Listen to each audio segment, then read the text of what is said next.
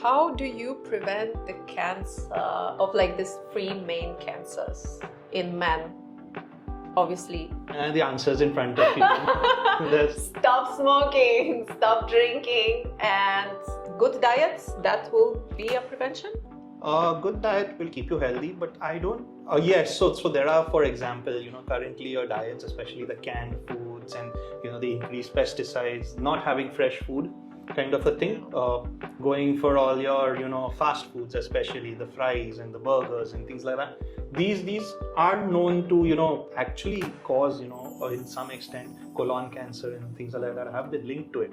So one thing is, if you want to put it that way, the diets that we've been brought up on are old Indian diets, the rice and the dal, and that is the best thing ever. People that time lived till 80, 90 and used to live healthy lives. But today's day, with the fast food and things coming in, the aerated drinks, all that has sort of increased cancers for sure. Okay, so the thing is that I am sort of against ultra processed foods, because we in Italy don't have it. And we see, like, if you're going to McDonald's, we know that you're a foreigner, because no one in Italy would go to McDonald's ever. Pizza is also a fast food, but as you said, the real pizza is not a Domino's pizza. It has a good cheese, good quality of ingredients, and we have under 10 ingredients per serving, so it's just like it's not overdone. What would you say about this stall food, like this that there will be like uncle with a stall and he would sell the food? Will that be like, obviously you have to consume it consistently, I think, right, to get something out of it. So one important thing, like, since there's foods that's being sold in the stalls and things like that, one of the major things that goes wrong in that is they refry the oil. So they might, if you're especially buying fried chicken, that oil might be yesterday's oil which they're using again today. You just use the same oil again and again, and that is toxic. That is toxic for the body. So it's been associated with stomach cancer, colon cancer, these kind of things. And today's day and age, especially with the whole corporate culture, I think a lot of that becomes a little unavoidable for people. So especially when they have all these unheard work hours and things like that. So there has to be a balance between the two. It's not like I can understand as a doctor, for some people it's easier said than done, but you have to try and limit yourself in the kind of foods you're consuming. Try and go for the more, I would use the word, Indian kind of foods, the simple khichdis and the roti sabji kind of food, rather than going for the burgers and the fries, something like that. It's just maintaining a healthy lifestyle, I think. That is what we're deviating from. So there was an interesting study as well, where they actually found out that people who sleep less than 7 to 8 hours a day, cancer increases drastically in them as well. So that was so even your sleep can help cause cancer. Kind of a thing. Listen, as a DJ, so whatever it is, I sleep sometimes even 2-3 hours a day for like a week. Yeah, so even we do that. So doctors are the last people to be talking about sleep, but there was a study and they did find that people who don't get adequate sleep, there is that increased stress in the body. When you sleep, your body heals. Yeah. And if you sleep less, it just potentiates all the things you're doing wrong. But what about the gut health? It's same, right? Just don't eat like things from the packaged food. Please don't eat packaged food. I think that Indian teenagers, they have a lot of packaged food. They're very interesting. Luckily, in Indian society, people are not very heavy consumers of red meat. Like your beef and pork and mutton. They're more into chicken and fish and those kind, the non-vegetarians. But especially people who are heavy consumers of beef and pork are at a very high risk of developing colon cancer. So it's also, yes, having your pasteurized foods and your basically the ones which have fertilizers and toxins and these kind of things, they do increase your risk, but red meat is a very big risk factor for cancer of the gut. Ouch. Okay, Italy, I'm coming. No, because we in Italy eat a lot of red meat. My God, yeah, that's true. That's true. We are not vegetarians hardcore. Like every day something is there. I was born and brought up in another culture, so we said about sport in prevention. Is that something that can help? Active So it's lifestyle? sport, nutrition, and things like that is just part of the same package, kind of a thing. It's all about maintaining a healthy lifestyle when it comes to it. But what does it mean healthy? Because everybody like do the healthy lifestyle, and I'm like, okay, but people just a normal person is like, yeah, but eating samosa in the middle of the night, 10 samosa in the middle of the night, nothing will happen, and I'm like. Wait, what? So it's more to do with it's just the word sports can equate with exercise basically. Yeah. So it's just that. Like, I mean, if you're doing a sport other than, not that you're playing chess and then you say, okay, I'm going to, kind of a thing. Shade. But when you exercise, basically there is your entire muscles and everything, you get more active. There is more heat burning in your body. How does, people who have like obesity and things like that, especially, they are more higher at risk for cancer because the food and things that you eat get stored in our body in products or forms which, is not exactly, you would say, ideal for the body to have. Okay. The cholesterols and the what do you say? We call it low density fatty acids and things like that. So they are not ideal for the body. So they are associated with your heart attacks and heart risk. It's associated with strokes, and even cancer comes in that. So that way. So when you exercise and all these products are sort of flushed out from your body. I think I read a study somewhere where they said you need at least 30 minutes of decent exercise in a day, and that is enough to sort of keep your body engine running well enough, kind of a thing. So next time when you want to take a rickshaw or the car to the next store, just walk. Walking helps, Zumba helps, Bollywood music dancing helps. Anything helps at the end of the story, any movement. Yeah, and it's also a psychological health. You just refresh yourself, from your hectic, lifestyle or this you have. So just going out and doing that little bit every day, it's a way of detox. What is the role of psychological wellness during all the procedure of the cancer?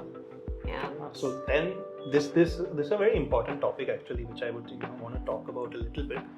So one of the major myths is that cancer is not treatable, and a lot of people, when they come, they've been detected with cancer, immediately go into a depression about it. That I'm diagnosed with cancer, my life is over. So that what happens in that case is they are very nihilistic towards their treatments also. I'll tell them to do surgery, they're just crying through it, and then there's radiation treatment. But today's day and age, there are people surviving 15 years, 20 years, more than that also with cancer, means cured of cancer. I have a patient who is stage 4 breast cancer, and she's hale and hearty, she's very positive, she's taking her treatments on time, and she has survived with stage 4 cancer for almost 12 years. Wow. Something like that. Now, I'm not saying that's a generalization, but yes, your mental makeup when you are diagnosed, when you're undergoing treatment, I think has a very big this thing on the outcome. Mostly people who are positive, who throw full faith in the doctor, who listen to the treatments, completely without questioning. Today's day and age, people have this habit of taking 10 opinions, and then everyone gives them a different opinion, and then they're just what do you say? They are like completely lost as to what's the right way to go, and that's where people sort of get lose it, because suddenly some uncle will come and tell them, oh, we meet that guy, he treated XYZ person, and then you go meet that guy, there's some other treatment. So there are a lot of problems on that front. How long is the recovery post cancer? It all depends on the stage you get diagnosed in. Okay. So that is where people have to be more aware about if there is some symptom, go and meet the doctor as soon as possible. Yeah, it's not that you're just like brushing it off like, yeah, it's paining, but it's not that bad. Right? Yeah, I mean, so many times, and so for example, I get so many patients who have had a lump in their breast, for example, and how long did you have it? It was like, I have it for 7 months, and then we were like, what are you doing for 7 months? They're like, no, it was there, it was not paining, I didn't have any problem with it, so I didn't bother, kind of a thing. And then we do a scan and we realize it's sort of spread already. So, this is the problems in our society where people, there may be a little bit of, taboo towards it, where people don't want to come out and say that, oh, I have a problem. that might be a problem amongst people. But that is where, we need to talk and be more open about these things. It's like, you have a problem, you better go and show. 80% of the times a breast lump is nothing serious.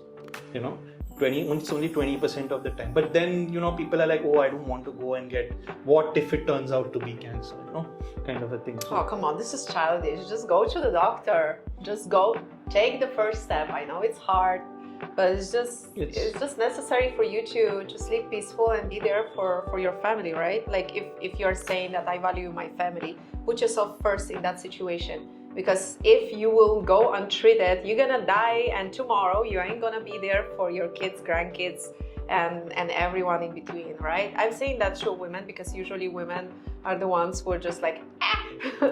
So in that, I'll give over this thing. Have you ever heard of the term breast self-examination? Have you ever heard of that? Yeah. So that is something, that is something every woman should know about. It's very simple. You do it by yourself at home. You need not tell anyone about it. It's a private thing. Kind of a thing. And that is something, there's enough literature and enough videos on the internet. You don't even need to ask people what it is. Just go and Google it. It's as simple as that. As easy as that. Like, I think that self-examination for men doesn't exist. No, men are at least lucky, But something, it's breast cancer is not limited to women. But the problem is that when the men know about it, it's just too late, I think, because they are just men don't suspect it. It's like, it's a breast cancer is so associated with women, the man will be like, it's nothing, and then that way. I see like everyone like in the crew like, huh? Suddenly like, okay, what diet is the best during the treatment and the recovery? Is when a patient's undergoing treatment, there's a very big caloric requirement. So patient needs proteins and patient needs calories. So surgery, people still tolerate well enough. People are very happy during their surgery phase and okay, I went through it and my job is done. It's when the chemo and the radiation sets in, that's when it really takes a toll on the body because of the thing affecting the body as a whole, kind of a thing. And during that phase, the requirement of their body towards calories and proteins is very high. So they have to take high energy foods. We normally start them even on protein powder supplements. The same whey proteins that the gym guys take, we actually start patients on that. And along with that, non-vegetarians are encouraged to eat eggs and, high calorie density foods. But along with that, obviously, you have to stay away from the adulterated foods, the kind of stored foods. Go for your fresh foods. It's basics. What happens in chemotherapy especially is a lot of these patients, they reduce their immunity falls.